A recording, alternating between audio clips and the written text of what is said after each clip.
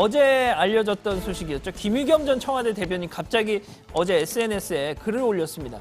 자신을 청와대 대변인에서 불명예 퇴진케 했던 바로 그 문제의 흑석동 상가 건물 팔겠다 선언한 겁니다. 파는 게 중요한 게 아니죠.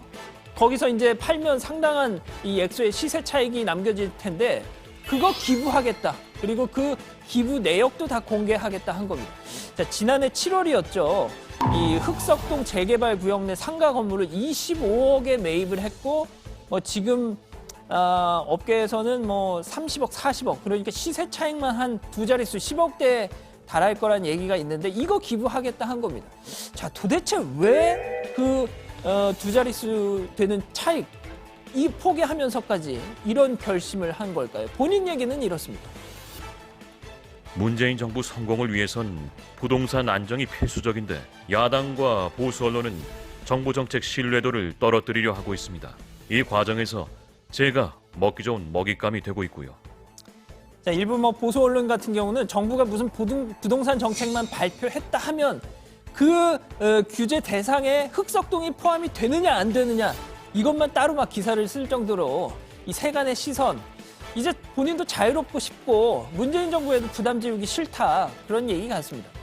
자, 김 전 대변인의 이런 고민 아주 오래전부터 했던 것처럼 본인은 얘기를 합니다. 조용히 이걸 팔아보려고 했지만 여의치 않았고 또 오해도 나을 수 있어서 공개 매각을 하기로 했다. 그래서 늦어도 내년 1월 31일까지는 계약을 끝내겠다라고 한 겁니다. 자, 특히 건물을 내놓은 이 부동산의 연락처까지 공개를 하면서 만약에 제 상가 사고 싶은 분들은 한번 연락 좀 해보시라 이랬다는 거죠. 자, 그래서 일부 매체가 그 해당 부동산에 직접 연락을 했다는 겁니다. 어제. 그러니까 일요일 김 전 대변인한테 갑자기 연락을 받아서 자기들도 자세한 내용 모르겠다라고 한 거죠. 그러니까 아마 글을 올리기 직전이나 직후에 부동산에 김 전 대변인 측에서 연락을 했던 게 아닌가 싶은 거죠. 자, 야당에서는 이 소식이 전해지고 나서 코웃음을 치고 있습니다. 뭔가 오래전부터 매각을 준비했던 것처럼 말은 하지만 SNS에 글 올림과 동시에 거의 동시에 부동산에 내놓은 거 보면 뭔가 다른 목적, 특히 때가 때이닌 만큼 내년 4월 총선과 관계가 있는 게 아닌가 보고 있는 거죠. 자, 한국당 전희경 대변인이 이런 논평을 냈습니다. 내년 4월을 대비해서 그러니까 총선을 대비해서 회계 코스프레를 자처한 것인 것 같다. 그런 거면 관둬라 한 거죠.